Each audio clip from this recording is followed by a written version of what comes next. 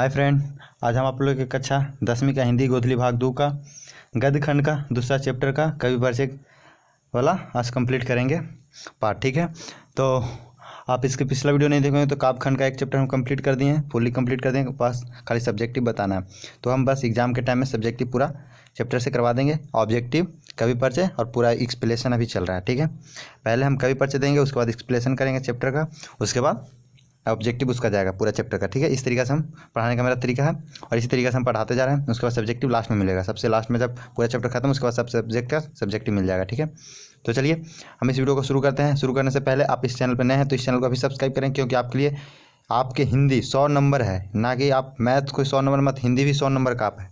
जितना मेहनत मैथ में करते उससे आप आधा मेहनत का, आप उसका एक हिस्सा मेहनत, 4 हिस्सा में से एक हिस्सा मेहनत कर देते हैं तो आपको 100 नंबर आने 90 80 प्लस 90 प्लस आपको आ सकता है हिंदी में। बस मैथ से बहुत कम मेहनत कीजिएगा, मैथ से भी कम मेहनत कीजिए तो हिंदी में आप 100 नंबर ला सकते हैं। ठीक है, ये भी 100 नंबर का है, मैथ भी 100 नंबर का है। ठीक है, तो थोड़ा सा ध्यान को हिंदी को हल्के मत लीजिए, आपका ये 100 नंबर का है, ये याद रखिए कि ये मेरा 100 नंबर का है। ठीक है, तो चलिए आपको हिंदी को बनने रहने के लिए बस आप मेरे साथ जुड़े रहें, आपका हिंदी पूरे कंप्लीट हो जाएगा पूरी तरीक़ा से। ठीक है, तो चलिए अब हम वीडियो को शुरू करते हैं। ये गद्य खंड का है का पार्ट टू ये पार्ट 1 कर दिए हैं। श्रम विभाजन जाति प्रथा वाला चैप्टर हम लोग कर दिए, जो डॉक्टर भीमराव अम्बेडकर लिखे थे वो कंप्लीट हो गया।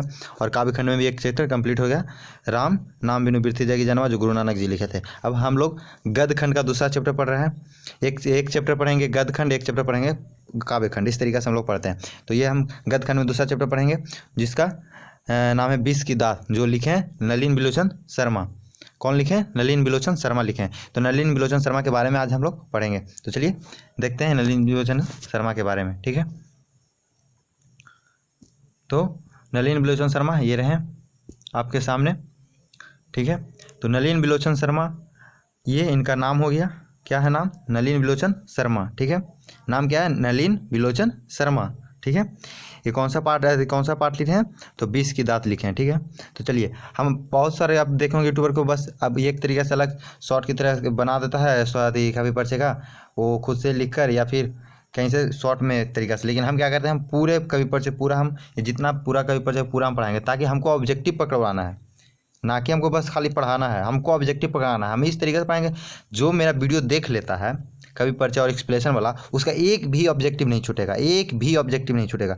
नहीं तो आप मेरा पिछले वीडियो जाकर देख लीजिएगा, आपको प्रूफ हो जाएगा तुरंत कि हाँ सच में ऑब्जेक्टिव छूटता है कि नहीं छूटता है। ठीक है, आप पिछले वीडियो जाकर देख लीजिए, कवि परिचय का वीडियो देख लीजिए और एक्सप्लेनेशन वाला वीडियो देख लीजिए, उसके बाद जो ऑब्जेक्टिव करवाए हैं वो वाला वीडियो जाकर देख लीजिएगा। आपका एक क्वेश्चन भी नहीं छूटेगा। आप कहीं भी हिंदी का ऑब्जेक्टिव का टेस्ट भी दे दीजिए, आपका एक भी ऑब्जेक्टिव नहीं छूटेगा। जो चैप्टर पढ़ाए उसी चैप्टर से ऑब्जेक्टिव रहेगा। तो ठीक है, इसलिए पूरा चैप्टर हम कंप्लीट कराएंगे। पूरा चैप्टर आप पढ़िए मेरे साथ, उसके बाद आप पूरे जहाँ से ऑब्जेक्टिव दे दे आप कंप्लीट कर दीजिएगा। ठीक है, चलिए तो हम लोग अब देखते हैं। इसलिए हम पूरा अपने तरीके से पढ़ा रहे हैं और हम पूरा पढ़ाएंगे, ना कि इसमें से कुछ थोड़ा छाट के पढ़ाएंगे जी। ठीक है, मेन इंपॉर्टेंट ऐसा कुछ नहीं, पूरा हम पढ़ाएंगे। बस ज़्यादा वीडियो लंबा नहीं होगा, बस थोड़ा सा में पूरा कंप्लीट हो जाएगा। बस आप ध्यान से खाली देखिएगा जो हम बताते हैं। ठीक है, उसके बाद आपसे एक ऑब्जेक्टिव भी नहीं छूटेगा, मेरा वादा है। नहीं तो आप हमको प्रूफ करके अभी दिखवा देंगे, नहीं तो आप जाकर पिछला वीडियो देख लीजिए, आपको प्रूफ हो जाएगा कि सच में ऑब्जेक्टिव नहीं छूटता है। पूरा आप पहले कवि परिचय वाला वीडियो देख लीजिए, उसके बाद जो जय पार्ट में है एक्सप्लेनेशन वो देख लीजिएगा, उसके बाद जो ऑब्जेक्टिव वाला वीडियो है उस चैप्टर का वो देख लीजिए, आपका एक भी ऑब्जेक्टिव नहीं छूटेगा यदि देख लेते हैं तो। उस तरीके से चलिए आप ध्यान दीजिए, इसका भी ऑब्जेक्टिव एक भी नहीं छूटेगा। चलिए बनाते हैं। तो ये क्या है? नलिन बिलोचन शर्मा है, जो कि 20 की दात लिखे हैं। इनका जन्म कब हुआ है? तो देखिए, नलिन बिलोचन शर्मा का जन्म 18 फरवरी 1916 ईस्वी में, याद रखिएगा कब हुआ था? 18 फरवरी 1916 ईस्वी में हुआ था। कहाँ में हुआ था? तो पटना के बदर घाट में हुआ था। कहाँ हुआ था? पटना के बदर घाट में हुआ था। ठीक है, पूछ दिया कि जन्म स्थान कहाँ है उनका, तो क्या बोल देंगे? पटना के बदर घाट, या पटना या बदर घाट, दोनों में से कोई एक रहेगा तो पटना मार देंगे, बदर घाट रहेगा बदर घाट मार देंगे। अब पटना बदर घाट दोनों रहेगा तो बदर घाट मारेंगे। ठीक है, चलिए इस तरीके से उनका जन्म कहाँ हुआ था, कब हुआ था? याद रखिएगा 18 फरवरी 1916 में। कहाँ हुआ था? तो पटना के बदर घाट में हुआ था। वे जन्मा भोजपुरी भाषा थे। वो क्या थे? भोजपुरी भाषा, उनके पास भोजपुरी लैंग्वेज यानी भोजपुरी भाषा बोलते थे। ठीक है, भोजपुरी भाषा उनके पास था। वे दर्शन और संस्कृति के प्रख्यात विद्वान महाअध्यापक पंडित रामदास शर्मा के श्रेष्ठ पुत्र थे। इनके पुत्र थे, देखिए आपको यहाँ पे ध्यान दीजिएगा। ठीक है, यहाँ पे क्या कीजिएगा? ध्यान दीजिएगा, इनका पिता का नाम बता रहा है। ठीक है, क्या पिता का नाम बता रहा है? ठीक है, अब ये सेम इसमें नहीं लिखा कि इनका पिता का नाम, इसलिए आप ध्यान दीजिएगा कि इनका क्या बोल रहे हैं कि पंडित रामावतार शर्मा के श्रेष्ठ पुत्र, यानी श्रेष्ठ मतलब बहुत जो बड़े पुत्र थे, श्रेष्ठ पुत्र, बहुत मतलब कि इनको मानते भी थे, बहुत इनको मतलब ऊंचा स्थान देते थे, श्रेष्ठ पुत्र थे। तो किनके पुत्र थे? तो पंडित रामावतार शर्मा का। तो इनका पुत्र बोल देगा नलिन विलोचन शर्मा का पिता का नाम क्या था? तो पंडित रामावतार शर्मा, याद रखिएगा, ठीक है। महोपाध्याय पंडित रामावतार शर्मा, ठीक है, इनका पिता का नाम था। माता का नाम क्या था? रत्नीवाली शर्मा, रत्नावाली शर्मा, रत्नावाती, बाती है, रत्नावाती शर्मा, ठीक है। क्या था? रत्नावाती शर्मा, याद रखिएगा, माता का नाम था। उनका व्यक्तित्व निर्माण में पिता के पंडित के साथ उनकी प्रगतिशील दृष्टि की भी बड़ी भूमिका थी, ठीक है। एकदम एक एक लाइन ध्यान दीजिएगा, तभी आपका ऑब्जेक्टिव पकड़ाएगा, ठीक है। उनकी स्कूल की पढ़ाई पटना कॉलेजिएट स्कूल में हुई थी। कहाँ हुई थी? पटना कॉलेजिएट स्कूल में हुई थी। और पटना विश्वविद्यालय से उन्होंने संस्कृत और हिंदी में एमए किया। कब? कहाँ? पटना विश्वविद्यालय से क्या किया? हिंदी और संस्कृत में क्या किया? एमए किया, ठीक है।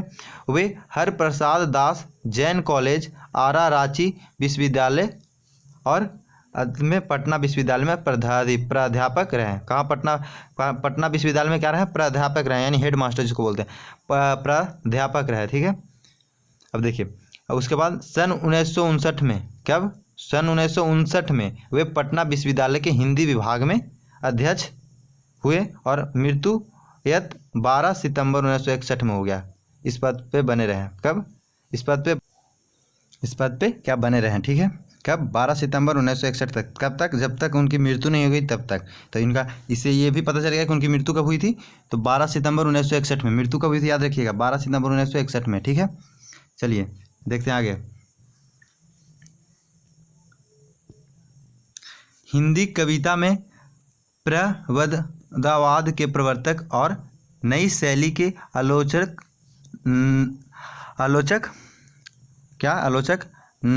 नलन जी की रचनाएं इस प्रकार है कि दृष्टिकोण, साहित्य का इतिहास, दर्शन, मानदंड, हिंदी उपन्यास, विशेषतः प्रेमचंद साहित्य तत्व, ठीक है। और आलोचनात्मक ग्रंथ 20 के दांत और 17 अंश गृहीत पूर्व छोटी कहानियाँ, कहानी संग्रह केसरी कुमार तथा नरेश के साथ काव्य संग्रह, नकन का प्रबंध और नकन 2 सदल मिश्र ग्रंथावली, अयोध्या प्रसाद खत्री स्मारक ग्रंथ, संत परंपरा और साहित्य आदि संपादित ग्रंथ है, ठीक है। ये सब क्या है? इतना सब संपादित ग्रंथ है, ठीक है। देख लीजिए, आप स्क्रीनशॉट ले लीजिएगा, उसके बाद देख लीजिएगा, ध्यान से याद कर लीजिएगा, ठीक है, ताकि आपका ऑब्जेक्टिव ना छूटे, ठीक है। चलिए, आलोचकों के अनुसार प्रयोगवाद का वास्तविक प्रारंभिक नलिन विलोचन शर्मा की कविताओं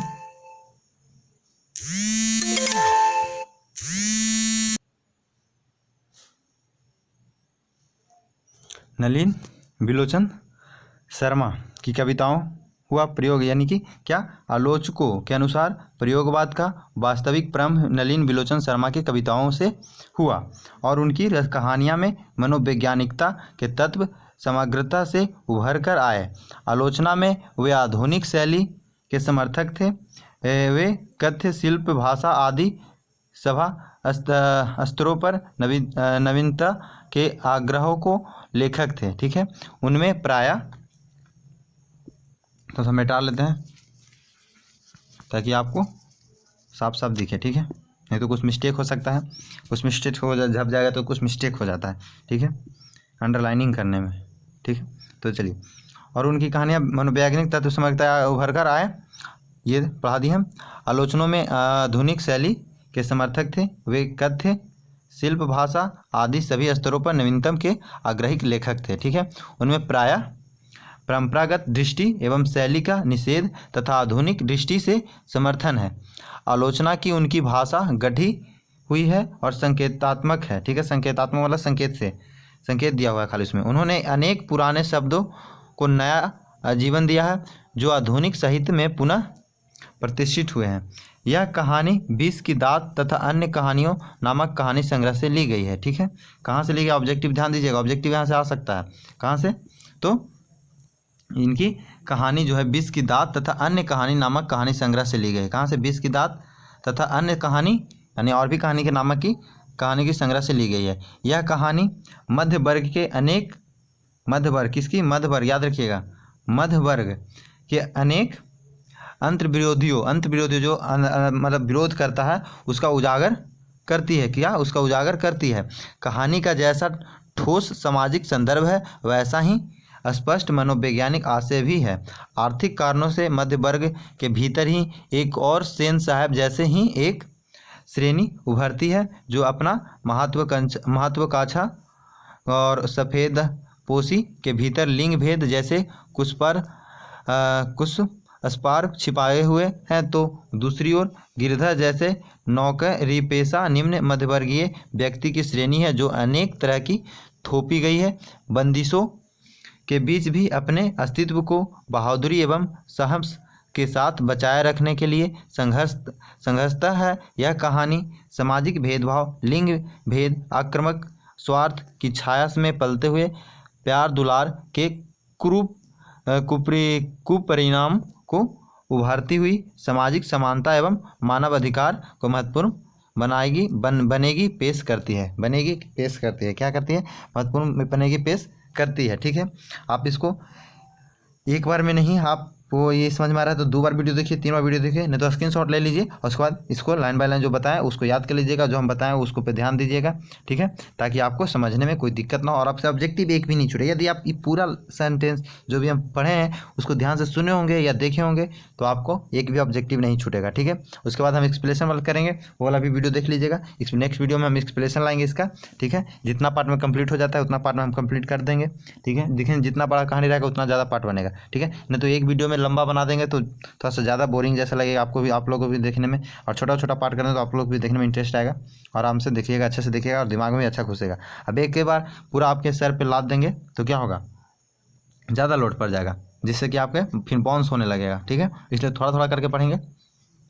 अब कहानी पे डिपेंड करेगा, ज़्यादा लंबा कहानी रहेगा तो थोड़ा सा ज़्यादा उसमें पार्ट बन जाएगा। ठीक है, तो ऐसे तो 2 पार्ट में कंप्लीट हो जा रहा है अभी तक, जो भी हम कंप्लीट किए 2 पार्ट में कंप्लीट कर दें एक्सप्लेनेशन, और एक वीडियो हो जाता है कवि परिचय का, एक वीडियो हो जाता है ऑब्जेक्टिव का, जिसमें आपको ऑब्जेक्टिव पूरा 30 मिल जाता है। 30 को 35 जो भी ऑब्जेक्टिव रहता है उसको हम आपको बता देते हैं। ठीक है, देखिए इसमें जन्म, जो ये वाला जन्म याद रखिएगा, वेरी इंपॉर्टेंट है। ये सब जन्म, उनके पिताजी का नाम, उनकी माताजी का नाम जो है ये सब इम्पॉर्टेंट है।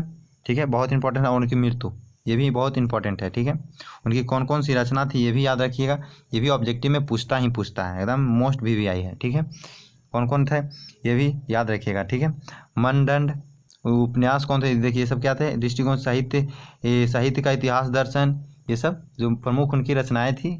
इस प्रकार दृष्टिकोण, उसके बाद फिर मानदंड, फिर हिंदी उपन्यास थे कौन कौन? विशेषतः प्रेमचंद के साहित्य तत्व और आलोचनात्मक ग्रंथ, विष के दात और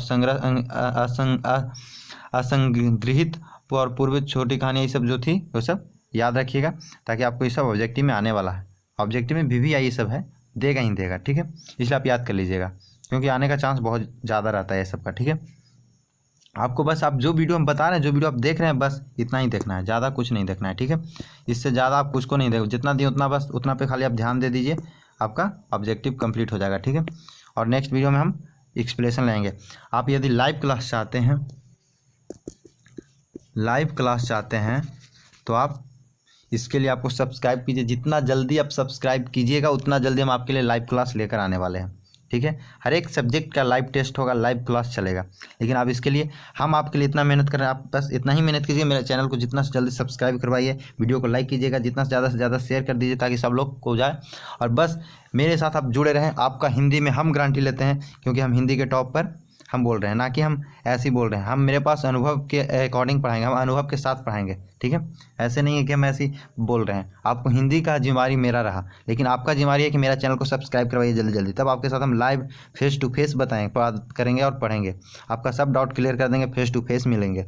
लेकिन इसके लिए आप जल्दी से जल्दी सब्सक्राइब चैनल को कीजिएगा, तभी हम आपके लिए लाइव आ सकते हैं। ठीक है, और आपको हम अपना ज्ञान आपकी ओर बांट सकते हैं और आप भी किसी को ज्ञान बांटिएगा। ठीक है, चलिए इस वीडियो को देखने के लिए धन्यवाद। इस वीडियो को जितना हो सके लाइक कीजिएगा, शेयर कीजिएगा।